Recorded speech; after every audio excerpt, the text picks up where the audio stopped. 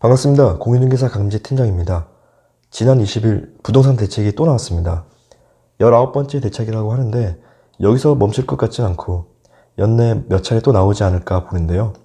아무튼 이번 대책으로 해당 지역에서는 당분간 혼란이 지속될 것으로 보여집니다. 이번 영상은 220 부동산 대책 관련해서 팩트만 정리해봤거든요.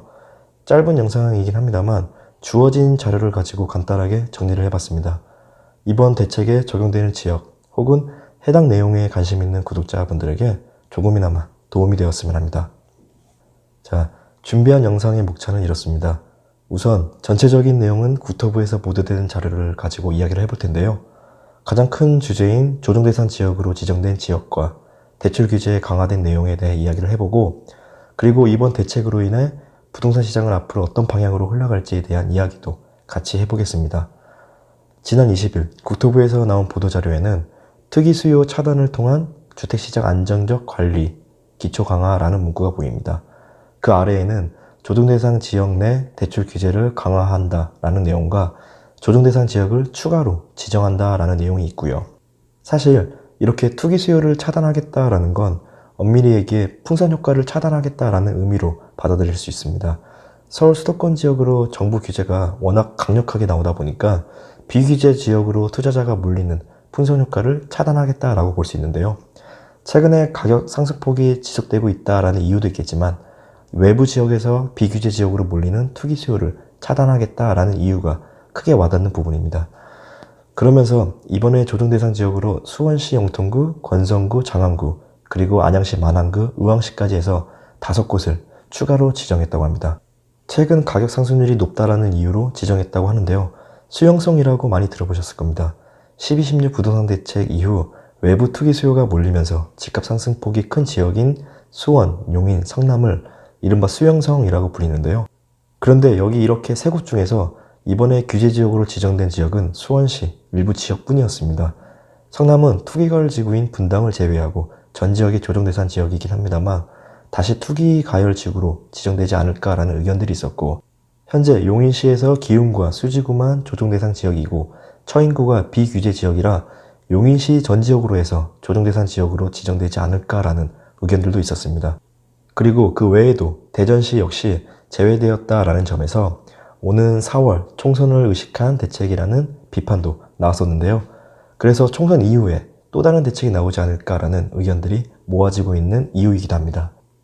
자, 그럼 이번에 나온 부동산 대책 중에서 조정대상 지역의 주택담보대출이 강화되었다고 하는데 그 내용도 이어서 살펴보겠습니다.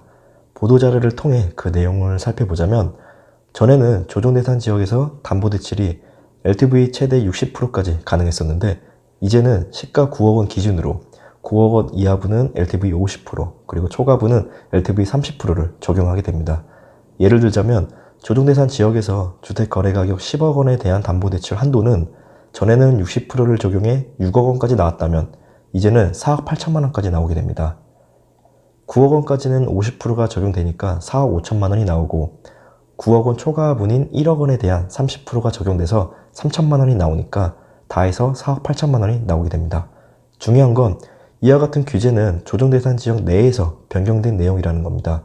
이전에 비규제 지역이었을 때는 70%까지 대출이 가능해서 10억 원 기준으로 7억까지 나왔었는데 이제는 조정대상 지역으로 지정되면서 4억 8천만 원까지만 대출이 가능해진다라는 겁니다. 조정대상 지역으로 지정되기 전과 그 이후의 차이가 크다라는 말씀이거든요. 10억 원 기준으로 대출 한도가 거의 3분의 1 정도가 줄어든 셈이죠. 투기 수요를 차단하겠다라는 목적으로 나온 대책이긴 하지만 이번 대책으로 인해 실제 내 집 마련을 계획하고 있는 사람들에게까지 악영향이 가지 않을까라는 우려의 목소리도 들리고 있는데요.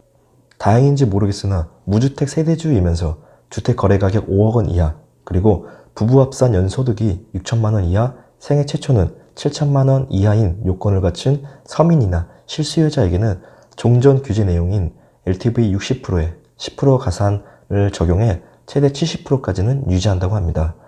그런데 가만히 생각해보면 일반적인 주택 거래했을 때 실수요자에게 적용되는 혜택이라고 볼 수 있겠지만 신축 아파트에 대한 로망이 없을 수는 없겠죠.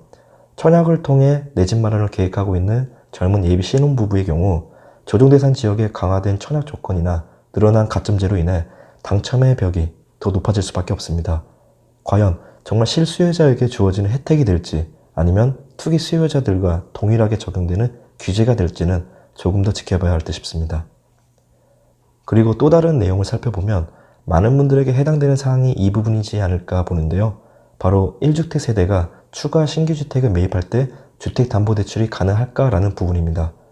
비조정 지역이었을 때는 이와 같은 부분을 걱정하지 않았었죠. 그런데 조정 대상 지역으로 지정이 되니까 걱정될 수밖에 없는데요.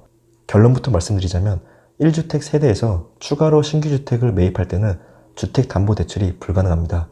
다만 예외적으로 전에는 기존 주택을 2년 내 처분하는 조건으로 담보대출이 가능했다면 이제는 기존 주택을 2년 내 처분하는 조건 및 신규 주택의 전입 의무 조건이 갖춰져야 주택담보대출이 가능하다고 합니다. 그러니까 기존 주택을 2년 내 처분하는 조건과 신규 주택에 전입하는 조건, 이 두 가지 조건을 모두 갖춰야 신규 주택에 대한 주택담보대출이 가능하다라는 얘기입니다.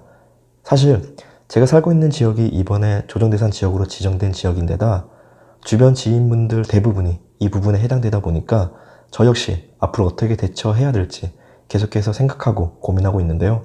여러 방향성을 열어두고 천천히 대안을 마련해야 될 듯 싶습니다.